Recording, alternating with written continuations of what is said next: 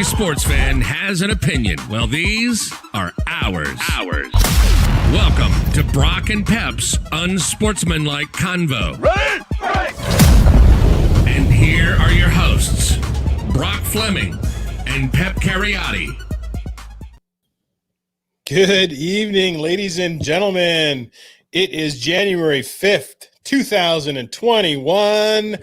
P-Dog is in the house waving his towel around, and he's got a terrible towel. And it's terrible. It's terrible to say the least. Look, you're happy. It's playoff time. NFL season has come to an end, and the playoffs where the men are separated from the boys happens now, and your Steelers are in the playoffs. Yeah, I mean, they're in the playoffs. Unfortunately, they clinched super early, so they've lost a little momentum. And I thought they played well against Cleveland last week in a meaningless game for them, but they hung tight. Most of their starters played, other than Big Ben, so they got some reps. It's going to be a tough game, man. This just in, Cleveland, it's Joel Bitonio, who's been diagnosed with COVID, and the other player, I believe, is I think he's a defensive back. So they're out for the game. Joel Bitonio's he's an all-pro. And their coach is out, Brock. What do you think about that? Their coach won't be there. You think that'll make a difference? It won't make a difference on game day. It's the preparation and making sure that the guys are doing the right things throughout the week. Will be a bit of a distraction maybe, or a little bit different. But the game time, game day, really, other than making a few decisions on whether or not you're going to go for it or kick it, are kind of what the head coach is going to be doing. Everything that they've done up to date is the interaction with the players. It's more from a coordinator standpoint, position specific coaches that make adjustments during the game that are more valuable on the actual game day, in my opinion. Yeah, you're totally right. Speaking of game day, we got a great guest. We got to kick off our show with this guest. That's how excited we are to have him. He's also got a big interview coming up later on his show. So without further ado, Brock, why don't we bring in our guest? He could go all the way. Touchdown! The Bills make the corner. Kick your heels up and throw your hands up and throw your head up. Listen, you can't be the only one waving a good old towel, baby. You can't. You don't have the right. That's pretty. Your towel is a lot prettier than mine. But right it is. Hey, man! First of all, welcome to the show, and congratulations. Buffalo Bills look unstoppable the last month of the season. We do look good. It's somewhat surreal for us because we're not used to nice things. We're not used to it, right? And usually the nice things that we have usually come at the beginning of the season, and then it just gets snatched away from us in Bills fashion. But not this time. Not this time, folks. How long have you been waiting for this? Dude, a long time. A long time. It's been brewing. It's been brewing, but we just weren't ever sure. And now the top is popped off, and it's almost, you can't put the lid back on, man. I want to be able to believe that the lid is now all the way off, and now potential is just going to be skyrocketing, and we just can't be stopped. I'm hoping. Before we get into too many details, like really specific stuff, I want to ask you. Their offensive coordinator is Brian Daboll. Okay, he's well sought after. You think he'll get a head coaching job? There's 6 or 7 really good jobs out there. I won't include Jacksonville because I don't know if that's a really great job other than living in Florida. But there's some good jobs out there with teams that are just sort of, hovering on the cusp of playoffs and not playoffs. You think he gets a job? You know what, though? Honestly, I would be shocked if he doesn't get a job. I mean, if you've seen what he's done, his track record hasn't been great, right? When it comes offensively. But he's worked on his craft, and he's a descendant of Bill Belichick and Saban. He's learned a lot along the way, and he's had 3 years to really work with one quarterback, one system, and he's found a way. And the players absolutely love him. They don't want him to leave, but he's gonna get a job. Now, where he goes is the real question. The Jets, I cannot see him going to the Jets. I just can't. They're still a mess. Chargers is an extremely attractive destination. You've got a quarterback that's very similar to Josh Allen, mobile, big cannon of an arm, big time quarterback, and he's probably rookie of the year. So that is a very interesting destination for him. He could go to Jacksonville because Jacksonville's got the number 1 pick. So he's got Justin Fields he can grab out. I think it's Justin Fields or Trevor Lawrence. At his disposal.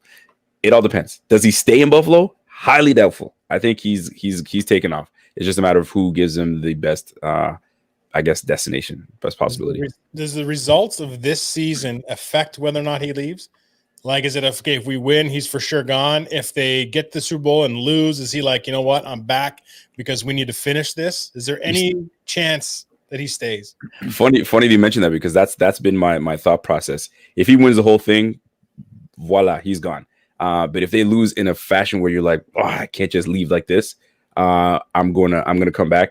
But I think the writing is probably going to be on the wall. He's going to be sought after. They're going to give him everything they can because they've seen what he's done with Josh Allen. I think that's the biggest thing because Josh Allen was considered, that guy's he's raw. He's a bum. He's a bust. What are you guys doing? And then he made Josh Allen from potential bust to Pro Bowl contender for MVP. So they're like, if you can do that with Josh Allen, you can do that with any other quarterback. But Josh Allen is just not the same. He's a different cat. But does he leave? I think chances are he does leave. And Brock's mentioned this in the past when it comes to football teams and the ultimate team sport. And, we look at a coach like Mike Munchak, who was next in line, should have been the offensive coordinator for the Steelers, but, they didn't end well. He moves on. Their offense, certainly from a running game perspective, has gone right down the toilet. So you worry about that. The bond that Allen has with his offensive coordinator now, right? That's definitely something to keep on the radar because in this day and age of free agency, it's hard to keep the band together for longer than a couple of years. So you want to milk this for as long as you can. Then you got the Patriots for 20 years, but I think this is actually something to look to certainly analyze as the off season approaches for the Bills. You will have to because let's not forget Josh Allen is still on his rookie deal. This is the window. We've got this year and maybe next year and picking up a player option. Who knows? But then once these players start getting paid, the band has to break up because you can't just keep everybody together. So you've got potentially another year window to make this happen. So does he come back for one more year and then go for a coaching opportunity? We'll soon find out, but this is the window, man. We need it this year. This is the one. Yeah. So look, you're a very big Bills analyzer. What would be the biggest difference between the Buffalo Bills of the last couple of years and the Buffalo Bills this year? Why are they taking that next step? Not that not everybody bought in. But we've got a great mixture of veteran leadership and some young infusion into the team. But the real main reason that we are where we are is two things. The culture that McDermott has put into this team. They truly believe in everything this man says, and it's looking fantastic because they're believing in it. I've asked those players, what is it about this year? What is it? They're like, man, McDermott. It's something about him and what he tells us and what he puts in the work, and we see it, and we have no choice. And it's like the word I want to say is like it's they really gravitate towards what he's doing. It's and it's permeated on to the whole team. And then Josh Allen taking his massive leap, that's the big difference right now. If you saw last year during that Texans game and they lost that heartbreaker, and I'm still feeling the pain to this day, but he was sitting on the bench and he was just dejected. He was just he was like, never again, never going to feel that again. I'm going to work my tail off. I'm going to get these guys all together and we're not going to be in the same position again. One goal at a time, and it was to win the division, and that they did. Tom Brady being gone may have something to do with it, but Josh Allen's leap from year 2 to year 3 has been sensational, and that is a big reason why you see what's happening with the Bills right now. Their acquisition of Stephon Diggs, I think, might be the best acquisition a team has made in a long, long time. I mean, really, that's propelled their offense from good to very, very, very good. Here's my thing with the Bills. Do they have enough on the ground? Like, we don't know what the weather's going to be like in Buffalo from day to day. if they host a playoff game, suddenly there's 2 feet of snow and the passing game becomes an issue. Do they have enough on the ground? Do they have the tight end blocking? Do they have the fullback? Can they play both ways on offense, that is? That has been, in my opinion, the issue with this team this year. And I don't want to say the lack of talent at the running back position, because it's not a lack of talent. It just hasn't gelled the way that I feel like I felt that we should have. I mean, let's talk about it. Devin Singletary had less than 12 games. I think he played 12 games last year.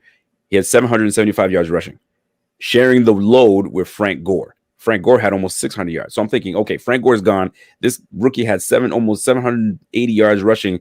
He's going to take the next step forward. And on top of that, we brought in Zach Moss. Oh, this should be no brainer. It just hasn't gelled. Now, the addition of Stephon Diggs has made the run game second fiddle. I don't really need to run the ball because I can just dart you guys all over the field. And the lack of run ability, we've substituted it with short attack, slant here, receiver screen there, a little dig route here. So if in the old line has not been 100%, we were without John Feliciano for the longest time. Then Mitch Morris was out for a little bit. It's been shuffling of the line all year round. Only now have we been healthy. We'll potentially start to see some things happen. But am I worried about the run game if it snows? No, because we brought a guy like Zach Moss in for these very reasons. So we'll find out. We haven't had that issue, but we'll find out. I have a question for Brock then. Brock, what makes a team a good running team? Like the Chiefs, for example. That must be very hard to piece together an offensive line that can do both really well. Do the Bills? Is it the Bills' line play that prevents them from committing to the run, or is it like what we just talked about with the short pass working as the run? A lot like the Steelers do. The Steelers do a lot of that stuff. The slants, the short pass. Do a lot of that stuff. What do the Patriots make their bread and butter on for the last 15 years, whatever? Yeah, was Brady's ability to hit those short passes, and that again, I'll just build off of what you were saying in terms of Josh Allen's development and his ability to do it and take those passes where initially he was the guy who can throw 80 yards sitting on the toilet. Like the guy's arm strength was ridiculous. He wants to go deep all the time or run. And that was what kind of got him in trouble. Now he can make those short passes, the good reads, the smart plays.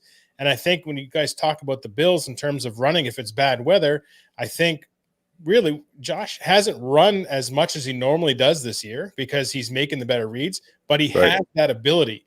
So even if your run game is not there, if you spread everybody out with the receiving core that you have, and then basically vacate the box into a 5-on-5 type situation, Josh Allen is lethal in that. And I think that's where you'll end up seeing him sort of take over a game if you need to. But from a running standpoint, it's the cohesiveness of 5 to 7 guys from an O-line to the tight ends all working together, because it's a synchronized weapon that needs to be able to read in milliseconds and get up to that second level. And you need to have that cohesiveness from that unit. And if you're having injuries throughout the season, it's very difficult to get to that. And I think that's the biggest thing that hopefully the Bills are getting to a point now, right? Sort of peaking at the best time going into the playoffs. They definitely are. One thing that I'm gonna jump into as well is the formation that we run. We don't have the speed. Let me put it this way: we don't have the speed to get outside, which then makes us somewhat I don't want to call it one-dimensional, but it's a lot of inside zone running that we've been doing out of shotgun, and we just don't have the speed to get outside to kind of now get this defense guessing. So what we've been doing is spreading them out. So if we spread you out and you guys want to not commit to containing Josh Allen, he will destroy you. So it makes it very difficult to defend the Bills team. Although we're not a big running attack like Tennessee or the Colts that we're going to be facing. But best believe if you sleep on us, we will die. I mean, listen, against the New England Patriots, we ran for almost 300 yards. We had like 270 yards rushing. So it can happen. And the weather wasn't the most sunshine and glitz. So we have the ability to run. It's just a matter of listen, pick your poison. We've been so successful throwing the ball. Nobody's been able to stop it. Why stop throwing? We're going to keep doing it. That was their win on Sunday was one of the more impressive wins against a team who was playing for a playoff spot, playing for their playoff lives, to light up 56 on the board. I mean, their last 4 weeks have been really impressive, but this is the week where I really opened my eyes to like, oh no, these guys are going to be a problem for the entire AFC. Speaking of problem, they play the Colts this weekend. Right. The Colts bring a strong defensive front, a really strong offensive line, and like you mentioned, a hell of a run game. Yeah. What are the keys for the Bills to win this game before we talk about the keys for the Colts, which you may may not have any? First of all, before I get into that, did you see the big smile I had on my face when you talked about the Dolphins? We spanked the Dolphins. Oh my god! I still have to laugh at that. I'm sorry for Dolphins fans watching. 56 points on the number one defense. My fault. Let me bring it back. I apologize. No, it's all good. Their uniforms are the worst in the NFL. I have a few Dolphins friends, and some of them actually are in the Facebook group that we're in right now, and they're listening to this, so I had to laugh it off. But anyway, when it comes to the Colts, man, I'm afraid of Jonathan Taylor as much as I'm afraid of Henry, right? But the last time we played the Tennessee Titans, and I'm only bringing this up for a reason, we played the Tennessee Titans, and we had him at 59 yards rushing. So when we want to commit to stopping the run, we can, and we have. Every big time running back that we've faced this year, they haven't succeeded like they have in the past. Now, when it comes to the Colts, how do we win this game? Put up points early. So it takes away Jonathan Taylor from running the rock, and we force noodle arm Phillip Rivers to give us the game, right? He doesn't do well in the playoffs. It's fact.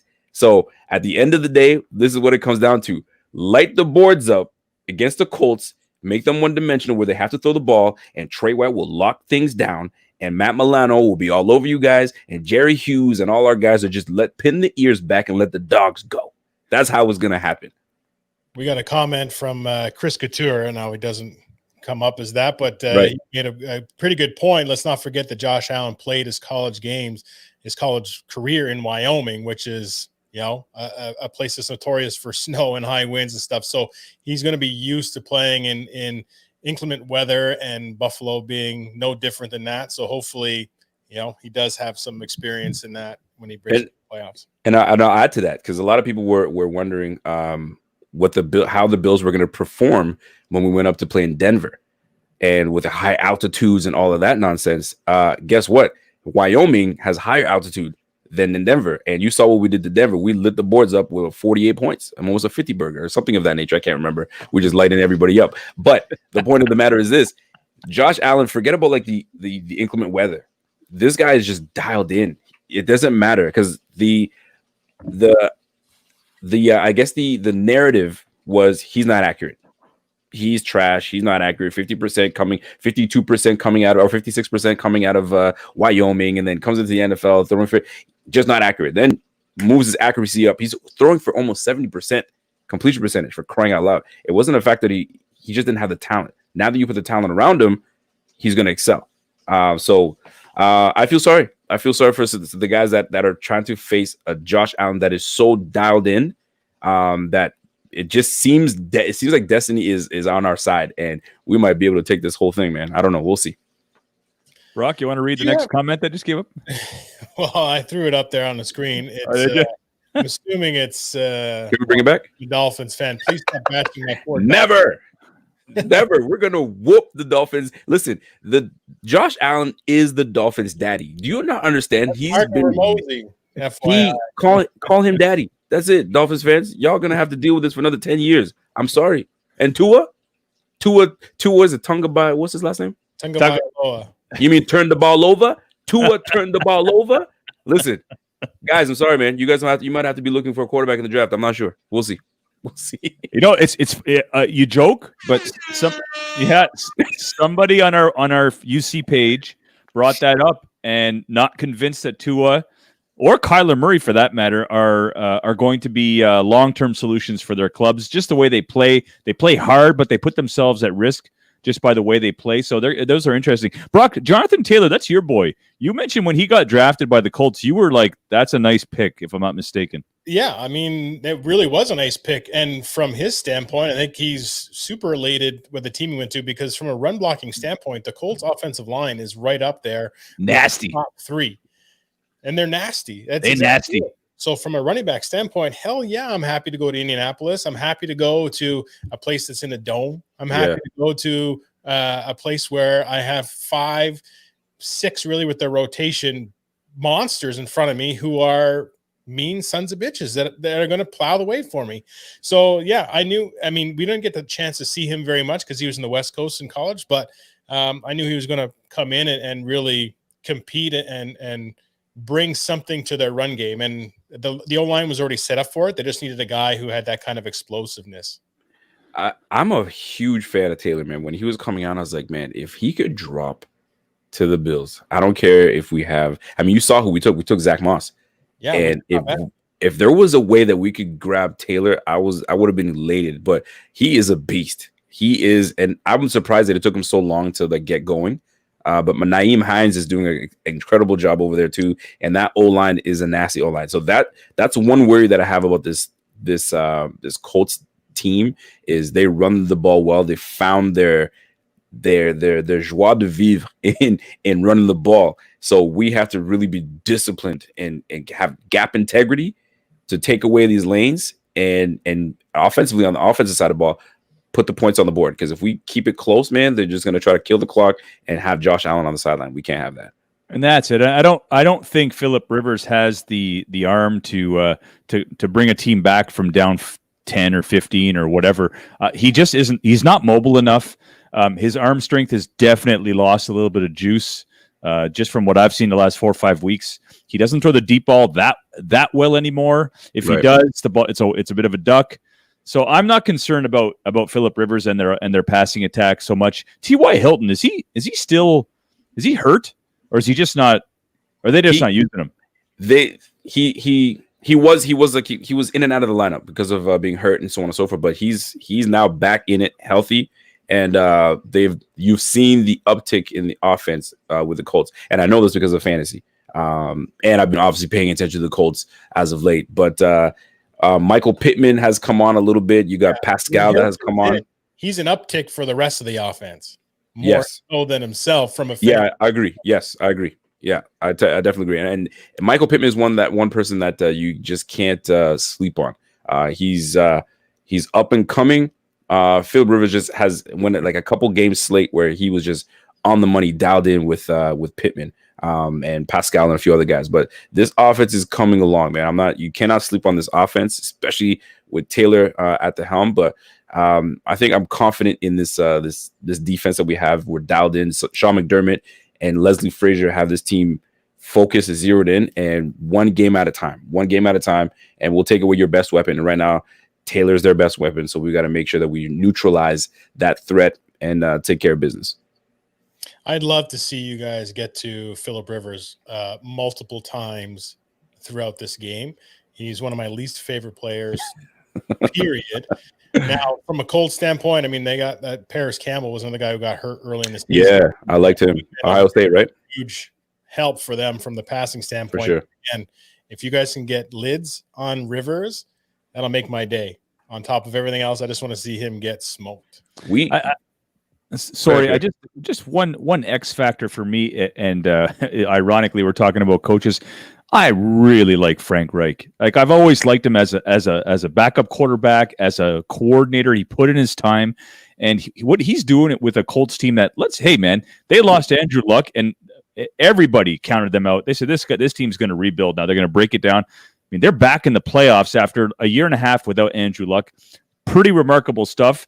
I mean, Jacoby Brissett, they ran with him last year. A couple of other Brian Hoyer for a couple of games. What he's doing at the quarterback position with his quarterbacks, I think can't be understated. I mean, it's great stuff what he's been doing, and he might be an X factor. I think he'll have his team ramped up. That AFC South, man. Those guys, other than Jacksonville, which is still a tough team, Doug Marone's teams are tough. Sure. Yep. They beat those guys, know how to win, and they know how to win on the road. So I'm not trying to burst your bubble or anything. What I'm just suggesting is that this Colts team, they're hardened. They got a hardened coach. Hey, greatest comeback in Buffalo Bills history, baby. Frank Reich. I mean, he knows Right. He knows the stadium. He knows the atmosphere. I mean, he is legit an X factor in this thing.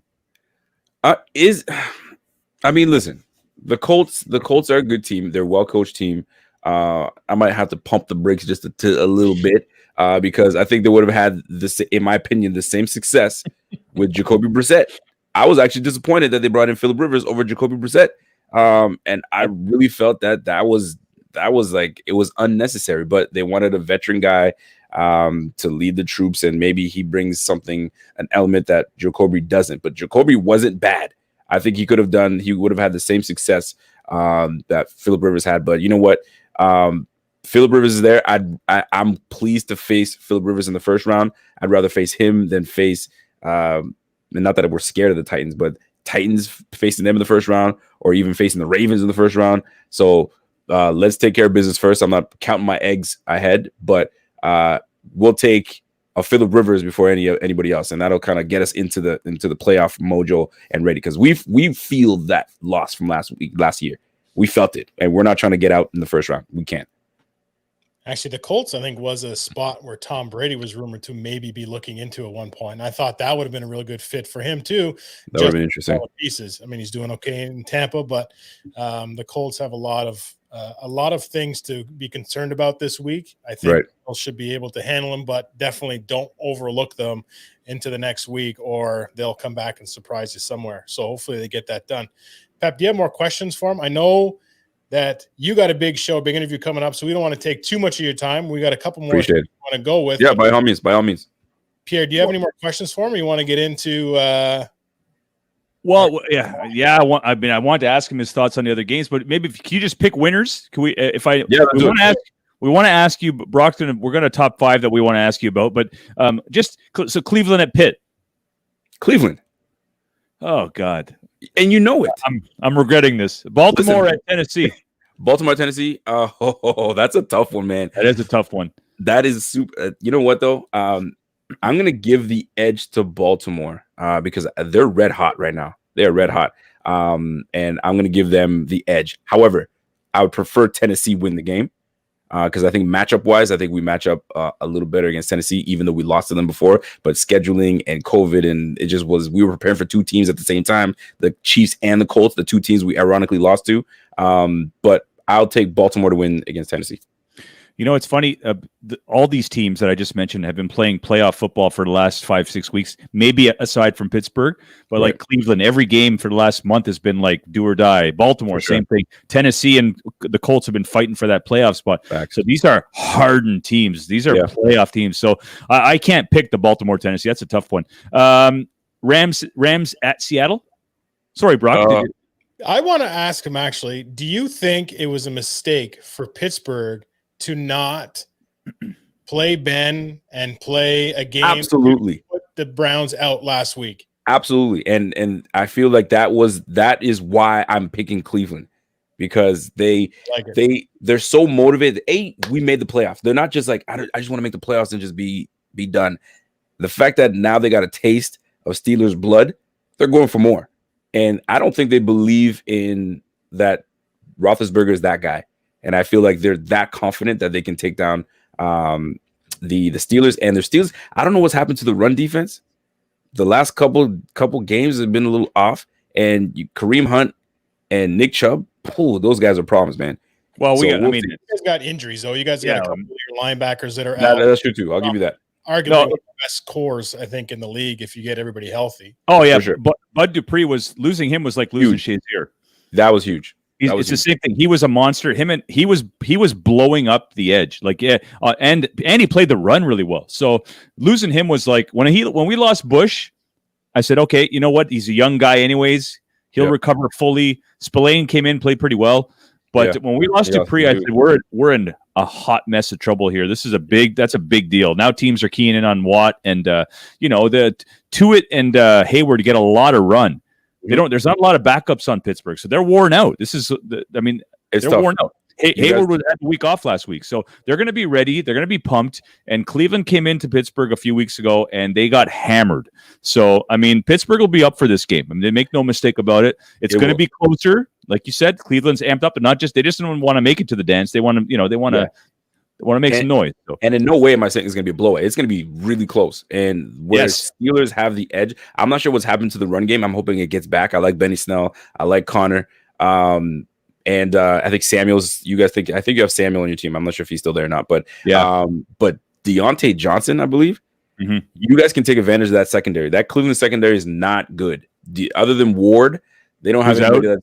Yeah, there you go. So Claypool, Johnson should have a big day, and it's all up to Ben Roethlisberger. If Ben can really get his act together, and that 1 week of rest really does it for him, that's where you have a chance. But I feel like the energy is there. Baker wants to prove it real bad, and if everybody's there, COVID related, and like this COVID thing, that's throwing things off now. Stefanski might not be able to coach, so so many things are a factor here. And Pittsburgh, on Pittsburgh side, Joe Hayden looks like he might not be able to play too. He tested positive.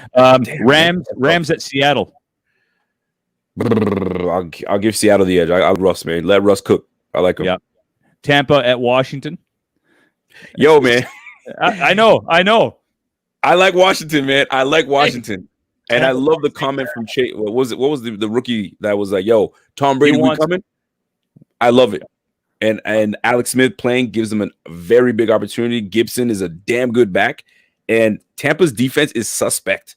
They are suspect. They're not as good as people may want to give them credit for. And Tom Brady, you've seen Tom Brady have some good days and bad days. And we don't even know if Mike Evans is going to play. So Washington has an opportunity. And I believe it's in Washington. It is in Washington. There you go, which is unfair, but it is what it is. I'll be shocked if Mike Evans plays. I'll be based on his hyperextend, the way he hyperextended. That was disgusting. And the Bears at New Orleans. No, New Orleans. Bears just can't cut it. Running back might be out, right? Their whole, or at least Kamara. Kamara might be out, I think. Right, but because that game is on a Sunday, it pushes them just in time for them to come back. If they made it a Saturday, he's for sure out. But the way they scheduled it, that one day gives him the ability to be active for the game. The NFL talks like they're not moving any games. I know. I think they will if push comes to shove and like an Aaron Rodgers is out or like a Pat Mahomes or something like that. Do you think they're pushing those games? They say they don't want to, and they say they won't. So if you get sick or you get caught with the COVID or false negative or whatever the case is, they say they're not moving, they're not budging. So it is what it is. So you better bubble everybody up and keep them separated. The Big Ten said you needed 6 games to get in the championship, and they said that if you don't have 6 games, you can't get in the finals. And well, Ohio State's in the championship game with the 5 season. So watch out. When there's dollars and cents and stuff like that involved, it matters. Lines change pretty darn quick. Yes, they do.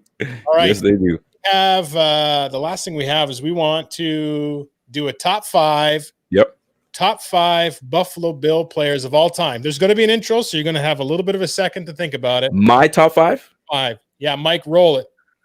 My top 5. All right, let's go. My top 5. Headlines with Brock and Pep.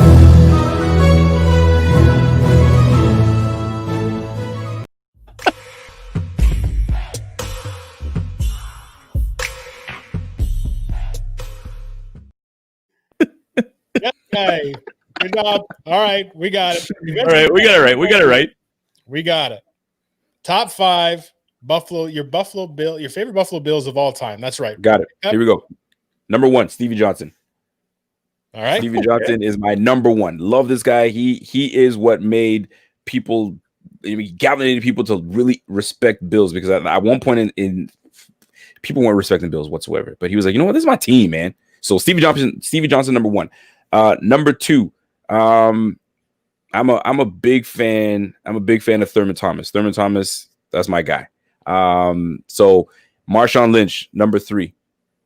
Big fan of Marshawn Lynch when he was there. You know what? I'm really, really starting to love Josh Allen. Josh Allen, 4 on my list, and because he's the new breed.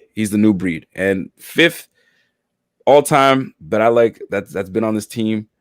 You know what? I'm a Terrence McGee. Terrence McGee. Oh, okay. Love Terrence McGee. I'm a fan of Terrence McGee, man. Terrence McGee is my guy. Awesome. Yes, sir. I was tough, but I made it. That was tough, but I made it. change my list now. Pep, who's your list? I'll give you my list real quick.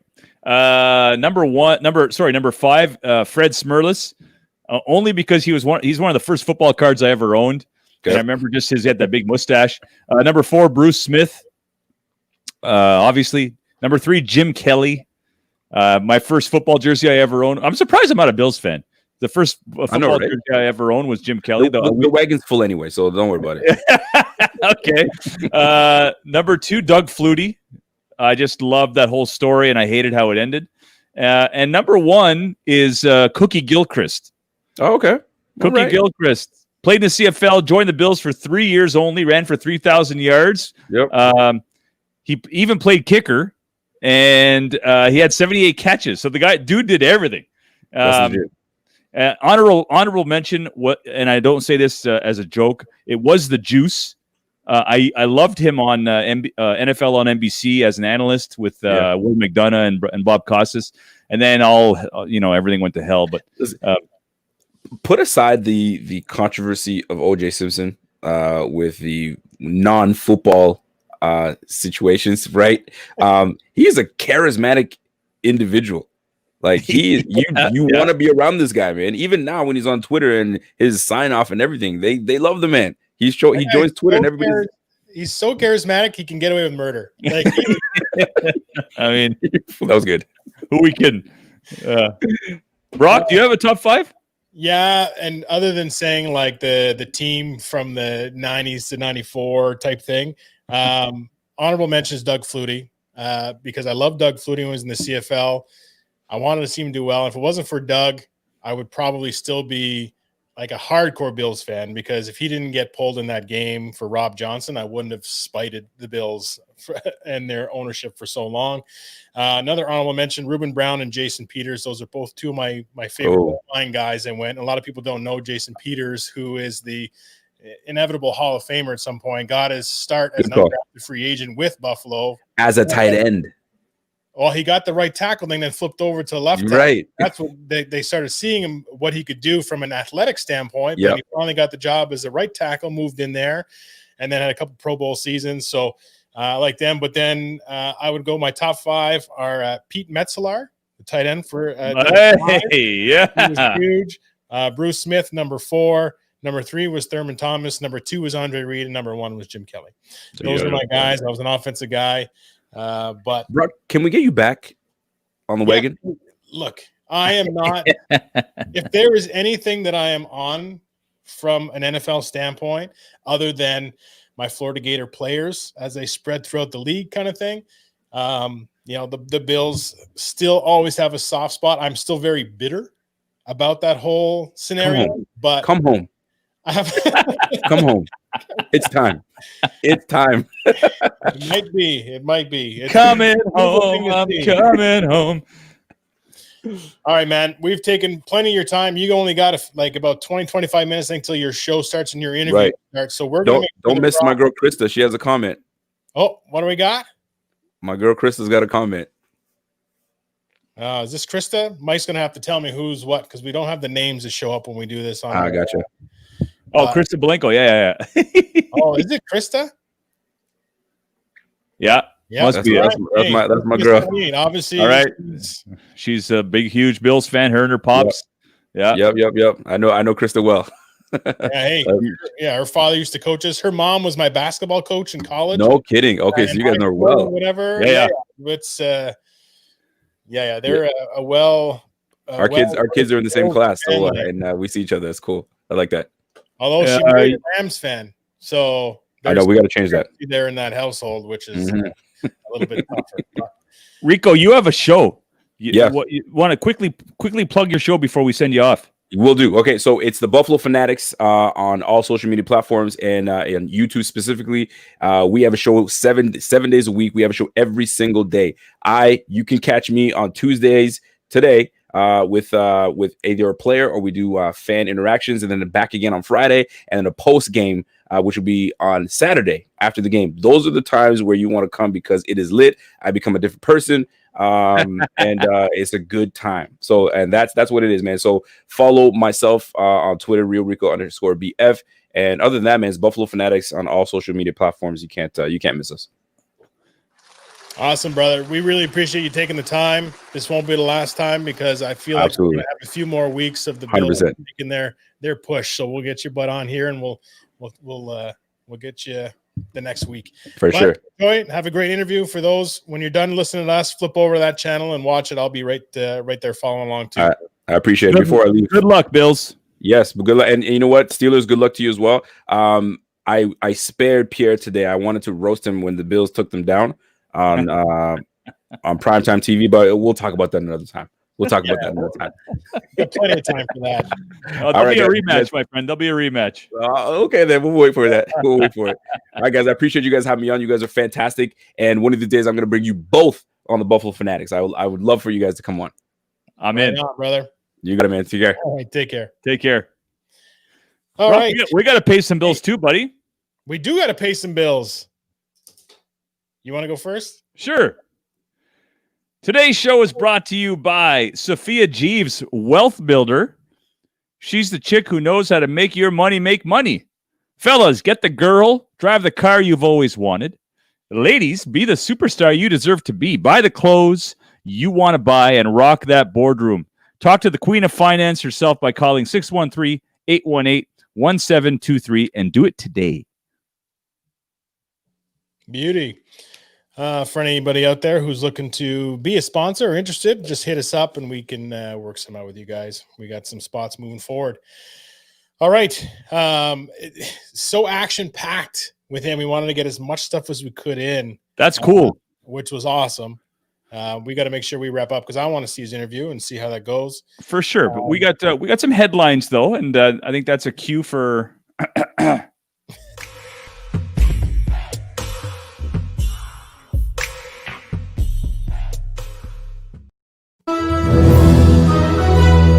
Headlines with Brock and Pep.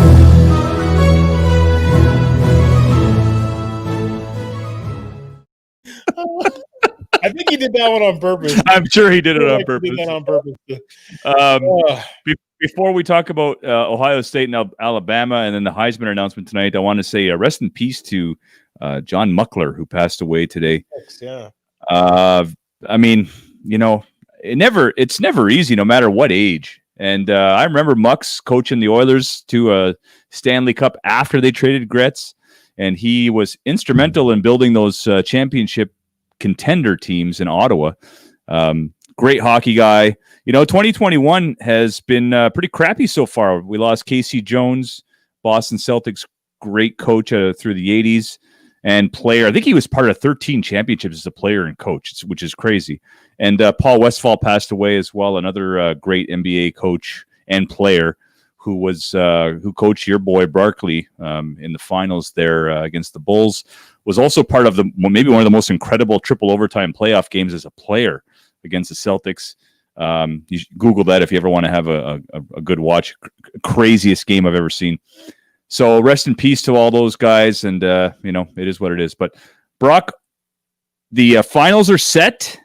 We got the Ohio State Buckeyes, a game I actually watched, and they're going to play the Alabama Crimson Tide. Alabama did away with Notre Dame, as you predicted, and Ohio State beat, surprisingly, I mean, again, I'm not a huge college football guy, surprisingly handled Clemson pretty well.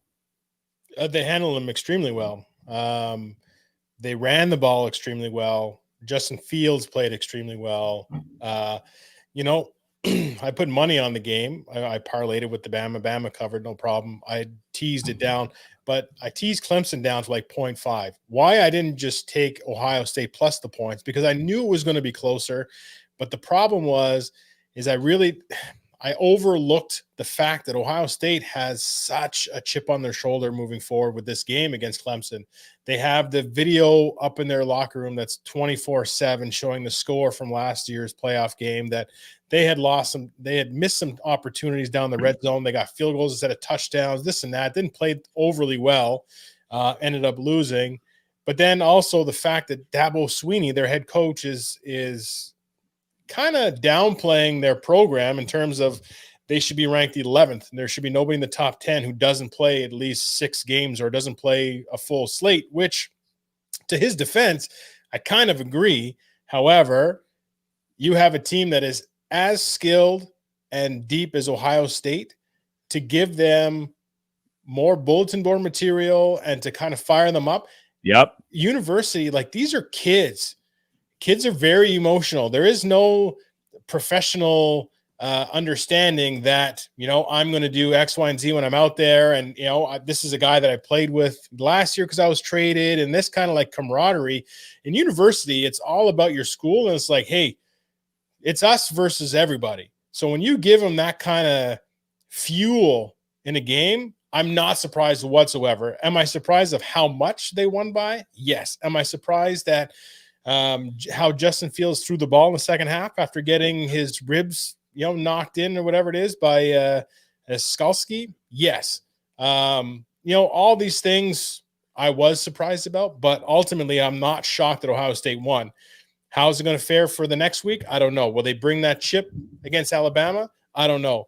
That being said, too, I believe it's on the cusp that this actual national championship game is going to be pushed for a week because of COVID in the Ohio State team. I don't know if Bama's affected or not, but it looks like it's going to be pushed another week. So a lot can change from there. Actually, this benefits Bama even more so because they're arguably their number one receiver, Waddle, I guess is how you pronounce it, who broke his ankle early in the season, who's been out all season, was slated to come back for the national championship game. He's finally back, but now we're adding him to Mechie, who's a kid from Ottawa, and then their Heisman front runner right now in Devontae Smith.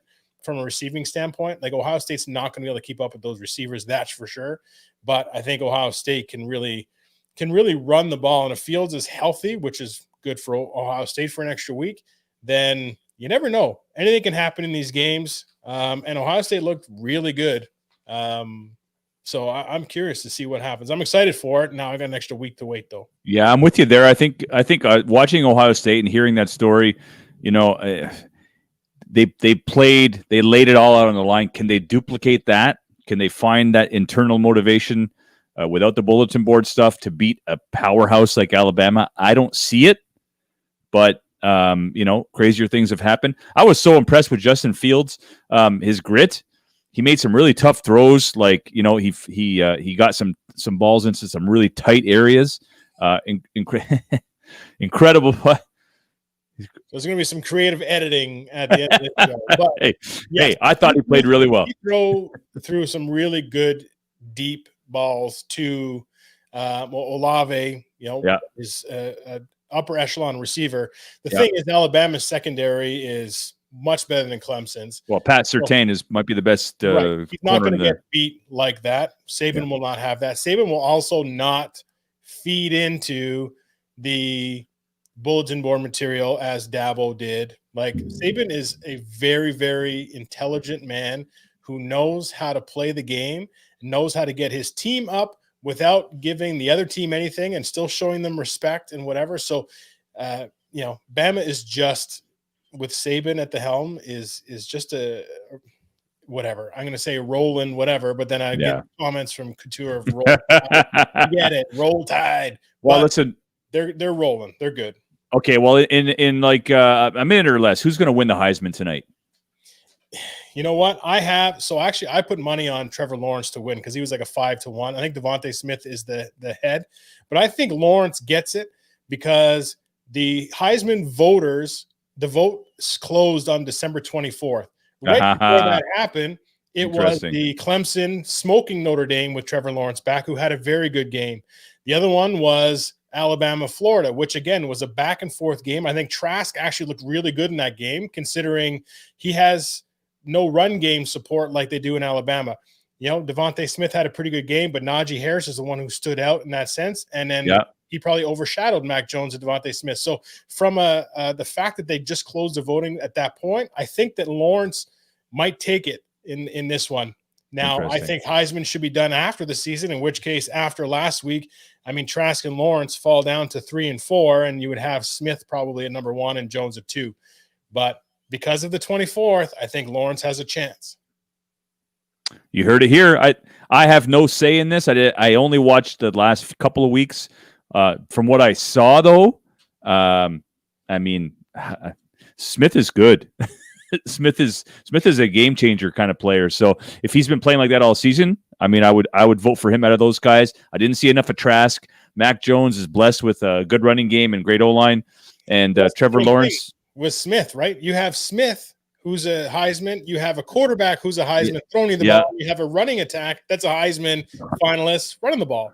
It has to be a factor in decision making in the voting. You have to, as opposed to a Trevor Lawrence where you say, okay, they literally lost to Notre Dame without him, and then they destroy Notre Dame the week after. Here's a little known fact too: is that the historical bias of I guess emphasis maybe, or whatever you want to call it, that Notre Dame has on the Heisman is again a historically tracked thing. And if you go through like the top 10 not Heisman busts, but like guys who got the Heisman who really shouldn't have got the Heisman. 30% of them are Notre Dame fans, are Notre Dame players who got the Heisman that shouldn't have got the Heisman because they didn't have as good. But Notre Dame has such a following and such a culture that those voters and stuff like that are affected by it, or influenced by it. So on the same respect, you have a Trevor Lawrence who is beating a Notre Dame. If Notre Dame still has that sort of clout or that fan stuff, then I think that voters are going to also see it because he's playing Notre Dame. So again, just something else. I think that maybe Trevor Lawrence squeaks it out this year, whether or not he should have. But well, we'll see, and we'll see if you're right, and we'll talk about it on the next show.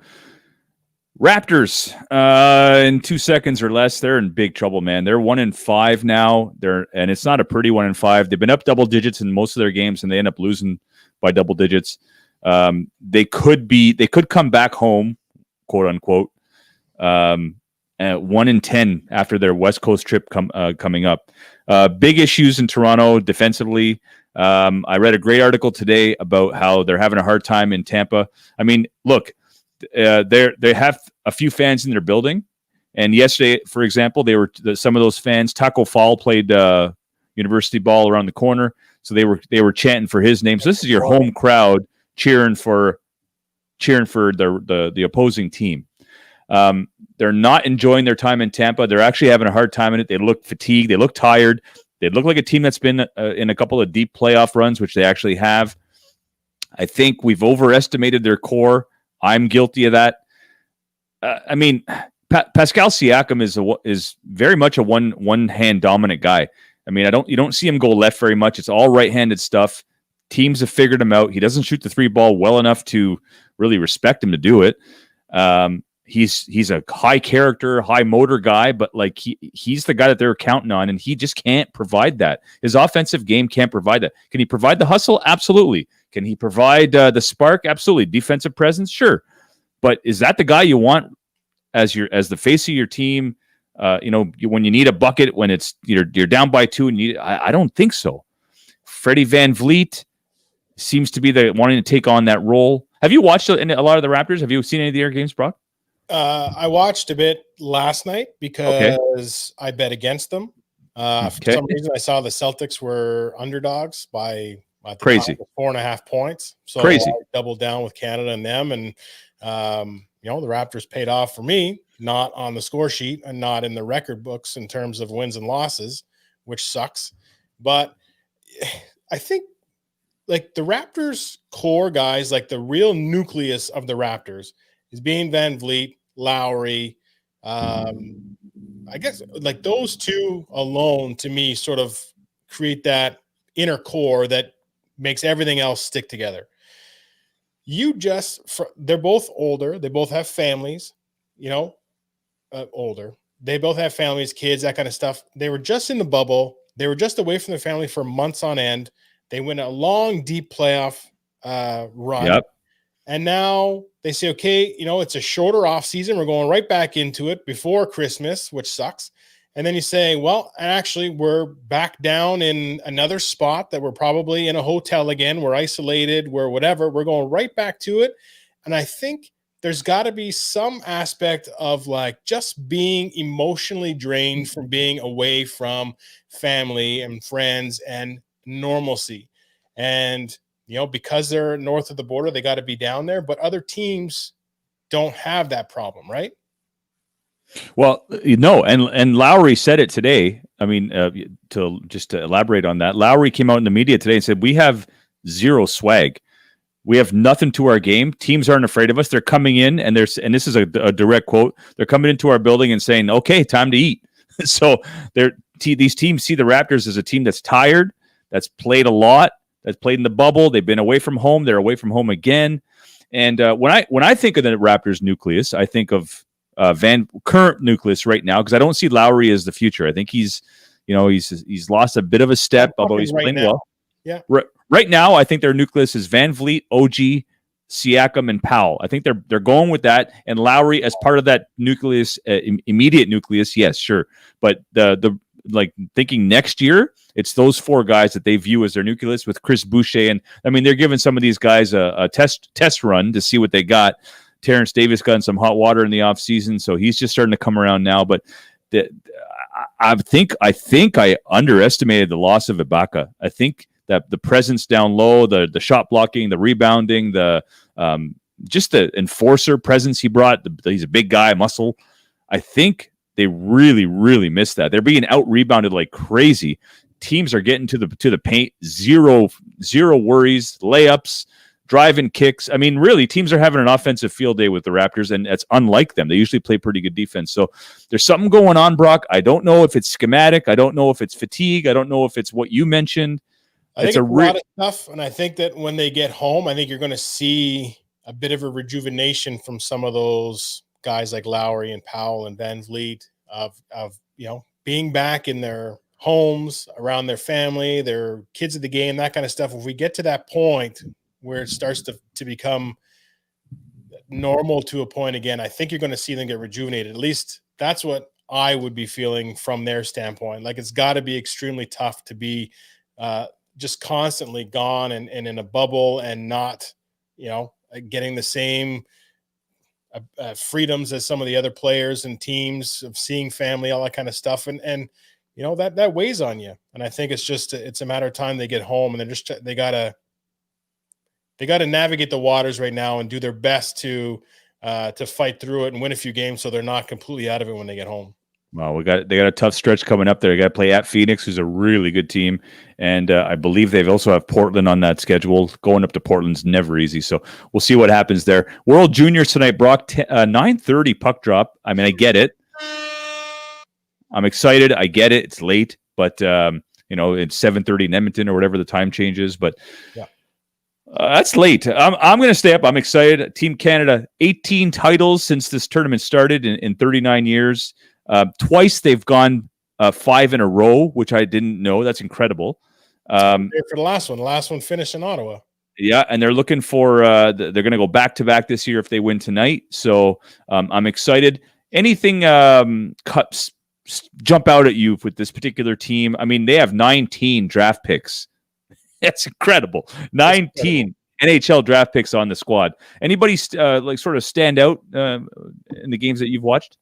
I mean, Devin Levi, the goalie, has stood out to me. It stood out to me, too, to the point where he played every game, which normally in the round robin, especially the first couple games, you got one guy starts one, maybe the next guy starts the next one, then they go back, and at least there's one game there of one of those layup games that somebody else gets a chance to play. And he played every minute, I think, as far as I have watched. And I mean, he's lived up to it. He's been very, very good. He's been better than advertised, I think, going into it. So he's been a real pleasure to watch. I think a .082 goals against or something like that. And crazy. 951 save percentage. Dylan Cousins has stood out to me. He's just a guy that looks like a leader, and he's taken the reins after Kirby Dach broke his wrist. And he's played very well. But I think the biggest thing that really surprised me, like Canada's, historically, I think of Adam Foote and the Prongers and all those kind of like size defensemen where it's like, hey, we're bigger and we can pound you.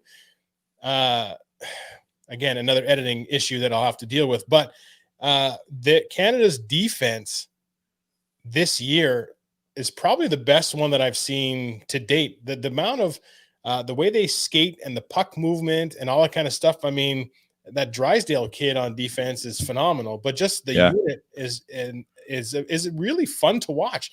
And no wonder Levi's playing awesome. He's got very strong defensive core. I was just going to say, he looks like a pro. Like he's never out of position. He's big. He's stable. He gets in the butterfly. There's no rebounds. But a lot of that, like you say, is the guys up front. The guys in front of him. Caden Gooley is the draft pick for Montreal. Has been throwing his weight around like crazy. He's awesome. Just wanted to. Jamie Bryan Hurd had just sort of posted Billy Ranford. He wrote Billy Ranford. I'm guessing he's assuming to Muckler's team that won the Stanley Cup. They had moved on from Grant Fuhr, and Billy Ranford was the goalie in there. Thank you, Billy. Yes, he sure was. Peter Klima was in that. He was a healthy scratch. Ended up scoring the winning goal against Boston. I don't know how I remember that, but I just do. That he had that Russian helmet. Brock, we have so much we want to talk about. That's okay. Has been awarded. Yeah, I was just gonna say. And it did go to Devontae Smith, who becomes the first wide receiver to win the Heisman Trophy since '91, which I believe was Michigan. Desmond Howard? Desmond Howard? Okay, yeah. Rocket Ishmael or Desmond Howard? Desmond Howard. I think it was Desmond Howard. Yeah. But he claimed over Florida's Kyle Trask. So Kyle Trask came in, if this is in order, second. And then it was Trevor Lawrence and then teammate Mac Jones. Smith looked good. When I saw watching Smith last week, I'm like, this kid is kind of one of those game changer types. So congratulations to Devontae Smith. Man, we got to pick one of these topics. Let's go with the NHL 56 game season, all Canadian team or all Canadian division. That likely means we're looking at every team playing each other 7 or 8 times. You like it? Dislike it? I like it. Like, to be honest, I saw the schedule and it excites me in terms of how many times you're going to see teams play each other. And from a Canadian group and seeing just Canadian teams play, we get back to maybe some pretty good rivalries going. I think what upsets me the most, though, is that we're going to see some Canadian teams not make the playoffs just because they're in the same division with each other. So, we've seen Canadian teams not make the playoffs when they're in different divisions, and they've all not made it. So at least someone is going to make it this year. Oh, yeah, that's a good point. I really liked the chances of every Canadian team, though, this year. This is one year where I thought, okay, Ottawa might make a jump if Colin White can, take that next step in his development. But no, we're not going to see that. We're going to see some teams in that division not make it. Actually, I don't even know how they have the playoffs set up. Those teams like Ottawa that are, when they're undermanned or whatever, or Toronto used to be like that, they would play each other, Toronto, Ottawa, and it was always a good game because they would get up for it. And now it's basically a schedule full of those kind of games. So who knows? Maybe that plays into Ottawa's favor, or whatever team has the grit and kind of like a playoff style hockey every time. Well, and it's, the fact that it's only 56 games, which leads, that supports your theory of every game matters. I mean, every game will matter. Like, this is a big deal now. The 82 games, you could take a night off or two. 56 games, not so much. So I'm looking forward to seeing it. I'm excited.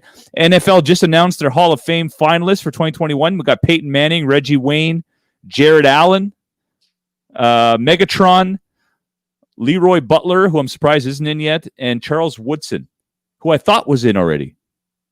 No, this is his first time, I think. Okay, Charles Woodson. Okay, interesting. Well, Green Bay not that long ago.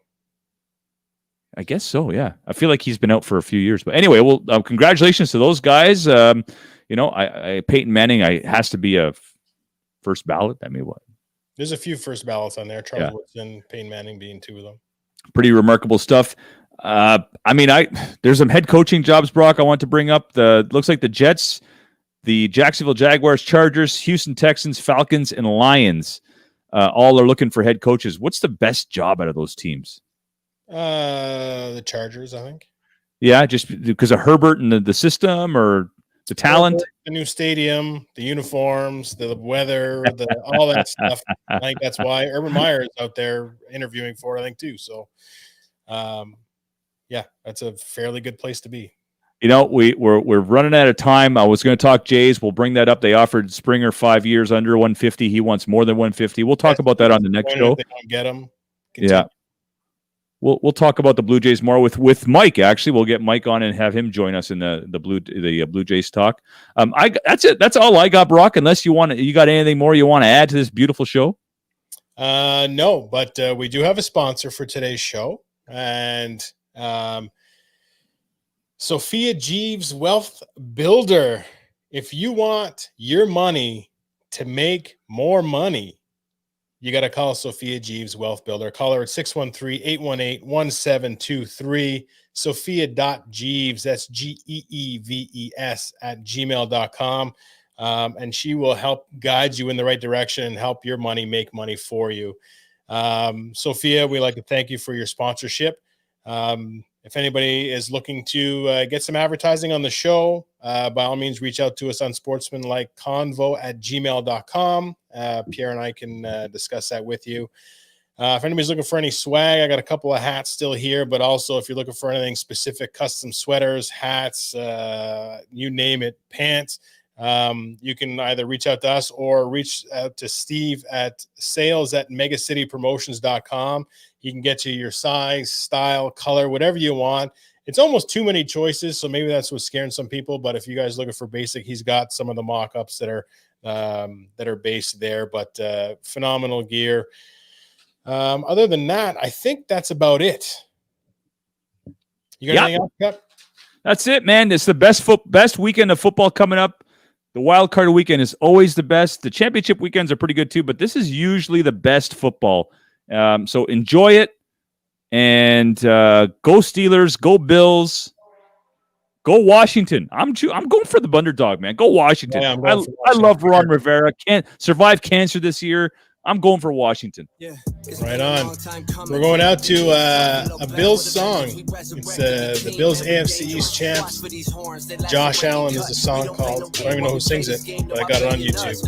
You know what it's about, you made me wanna shout. They said to take it now, we took another route. Deuces to the drought. Play through all the doubters, finger pointing and laughing. The ones that was talking that trash are the same ones circling wagons. We ain't having it. Dominate divisions ever since we put the L in. Knocks the competition out the stadium like hammer fist. Stephon Diggs a grave and he pays respects to the cornerbacks that can't cover quickness. Then he catches it. In 1995 to 2020, break the streak. Kept the faith in every season for the team, cause I believe. Taught me no matter how many times you're down, do not accept defeat. Feel like number 17. You got me feeling like I'm Josh Allen. Yeah. What? You got me feeling like I'm Josh. Okay. You got me feeling like I'm Josh Allen. Yeah. Josh. Yeah. Got me feeling like I'm. Who? Josh. Yeah. Josh Allen.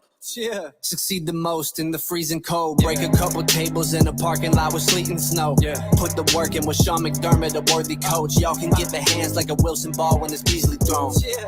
Got so many yards to the point we owning property. Yeah. I remember haters talking foolish with that gossiping. But they don't want it with Buffalo. Cause when the winter storm hits, they'll be stuck with nowhere to go. Let's play Micah hide and seek. We'll find a week up on the field. Say hike and wheel. Unleash the lights of Trey White and Evans. All kinds of D. Back in the driver's seat, the Singletary. He's sprinting. Scary to carry the ball through the plane, embarrass these adversaries, prepare to be victimized. We gave New England pats up on their back.